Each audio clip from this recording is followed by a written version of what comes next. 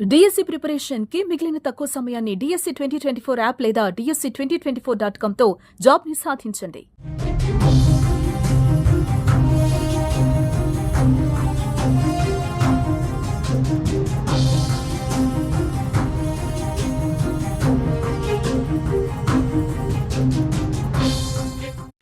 భారత్ పాక్ ఉద్రిక్తతల వేళ కీలక పరిణామాలు చోటు చేసుకుంటున్నాయి.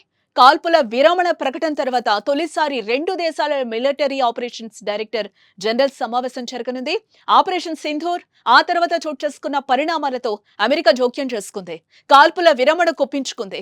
దీంతో రెండు దేశాల మధ్య జరిగే ఈ చర్చల్లో భారత్ తమ వైఖరిపైన ఇప్పటికే స్పష్టతనిచ్చేసింది. షరతులు, డిమాండ్లు కూడా విధించింది. దీంతో పాక్ నుంచి వచ్చే స్పందనకు అనుగుణంగా నిర్ణయాలు ఉంటాయని భారత్ తేల్చి చెప్పేసింది.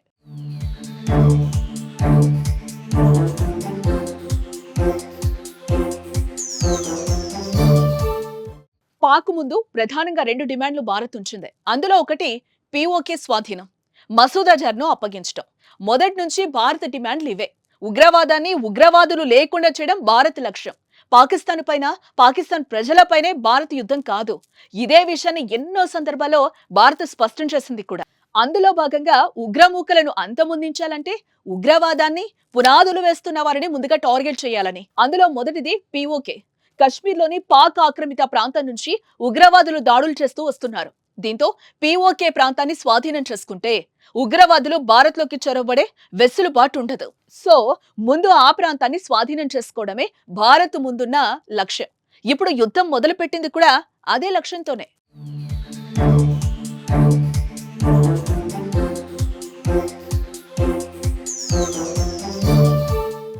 మరొక డిమాండ్లో జైషే మొహమ్మద్ అధినేత మసూద్ అజర్ను భారత్కు అప్పగించడం. ఉగ్రవాదాన్ని రెచ్చగొట్టడం, ఉగ్రవాదులకు శిక్షణ ఇవ్వడంలో మసూద్ అజర్ ముఖ్య పాత్ర. ముఖ్యంగా ఇండియాపై ఉగ్రవాదాన్ని పంపడంలో మసూద్ కీలక పాత్ర పోషిస్తూ ఉంటాడు. కశ్మీర్లోని పహల్గాంలో జరిగిన ఉగ్రవాదానికి కర్త, కర్మ, క్రియ మొత్తం మసూద్ అజారే. అందుకే అజార్ను అప్పగించాలంటూ భారత్ మరో డిమాండ్ వినిపించింది. అయితే పాకిస్తాన్ ఈ డిమాండ్లను ససేమిరా ఒప్పుకోవాల్సిందే. ఒకవేళ పాక్ ఒప్పుకోకపోతే ఆపరేషన్ సింధూర్పై భారత్ ఎలాంటి నిర్ణయాలు తీసుకోబోతుంది అనే దానిపై ఉత్కంఠ నెలకొంది ఇప్పుడు.